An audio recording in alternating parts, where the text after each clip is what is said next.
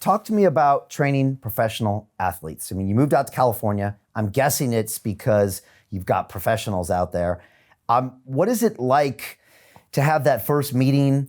What is it like when you have to kind of handle some of their skepticisms and objections? How soon do they see results? I'm just wondering if you could just pull back the curtain and tell us, what is that like? Because I guess it's pretty incredible. I guess every client's different, but what happens? Yeah, I mean, so I ran a gym 7 years, small town in Florida. I trained some lower level professionals. Corona hits, and I knew I had wanted to pursue doing it online because I was starting to realize that if I'm just in one location and, how would I have reached the kid out there like me? So I knew that online was the thing for me, of making it so that it was something that by working together, that everyone could afford to do the exact route that I did. So coming to LA, I thought, oh, I'm gonna be able to collaborate and train pro athletes and this and that, and gain more notoriety faster. Which is funny enough. During the time of being here over the last year, I came to the conclusion that I should take a slower approach and keep valuing everyone equally in terms of their results. So the famous athletes that I've trained, you don't see them on my social media. I don't even ask for a picture to post. Nothing. But why do I try to keep training someone famous once a week? Because it's a ton of fucking pressure. So I only meet up with these people in one session. I have to change this person's life.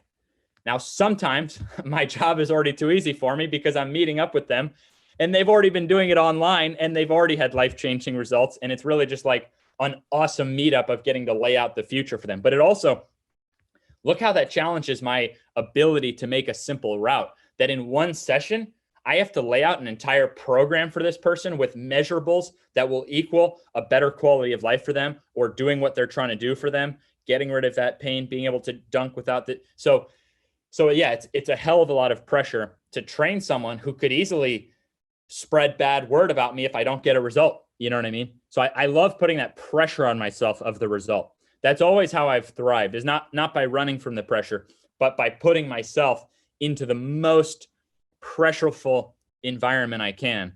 That's what makes me get better. So that's what I do. So on average, once a week, just based on people who reach out, I try to base it on severity. Like if some guy's career depends on it, no offense to someone else, but it's different than me wanting to be able to play on the weekend versus this guy's, his income depends on that knee. You see what I mean? So, or maybe if it's like a father and son. And yesterday I trained a famous NBA player, ex-NBA player. Like he had a nice long career, but went through 13 surgeries in that career.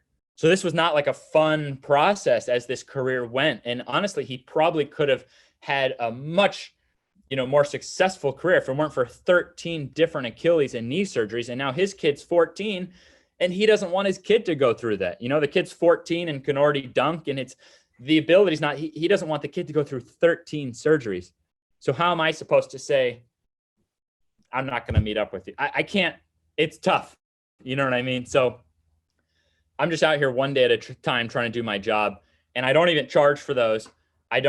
If people know something about me, it's that I don't charge for anything other than my online. It keeps me streamlined. So even if I'm influencing the sales of other products, I refuse a kickback whatsoever. If I can't get any penny other than from my route that I would have needed, it just keeps me really honest to that route. If I was making money on these meetups, maybe I'd be doing them every day and I wouldn't be delivering the best coaching I could be. So that's what I found I can get away with once a week, to meet up with someone that's going to put just ultimate pressure on me, almost like my reputation on the line once a week. Yeah.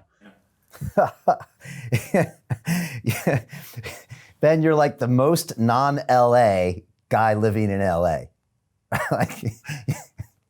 I love LA, but I don't know. I'd rather live like up in a mountain or on a beach somewhere. I don't know. I love people, but I know what you mean. Without saying I hate LA, I don't know, I mean, in LA, you're supposed to snap pictures with celebs. You're supposed to post on your social. You're supposed to charge them ridiculous rates. You're supposed to get them to refer you to their friends. I mean, that's the path of least resistance business model for that whole city, regardless of whether you have some really amazing IP that works. And yet you, Ben, decide, I'm not going to do any of that. I'm just going to be this other guy with my own principles and ideas. And the weird thing is you're going to be more successful that way, and you'll probably get there quicker. I agree with you. It makes my product better. Short term, if I take the selfie and say, hey, great workout today, that would get more sales. Long term, that would take the pressure off of me to make my product even better and to get the results in my own body. It's much easier to live a product if you're living the product. So that's my theory for a coach, is to be a product of the product. So that guy I mentioned, Keegan Smith, who was the first guy I saw doing knees over toes, he now has over 200 coaches around the world that I have a private chat with them every day. We call it my business. We call it ATG for Coaches. And funny enough, I don't even make a penny off that. I only make it on my route. So he runs that from a business perspective. But I'm messaging these guys like 50 times a day, trying to create a new way of thinking about what it means to be a coach, that you put ultimate pressure on yourself. So these crazy things you see me doing, I'm putting the pressure on the trainer to do that, So, I think that's the better route long term. I think short term, it's harder in every possible way. I think long term, you can make more of a legacy business based on the quality of that business than the short term marketing.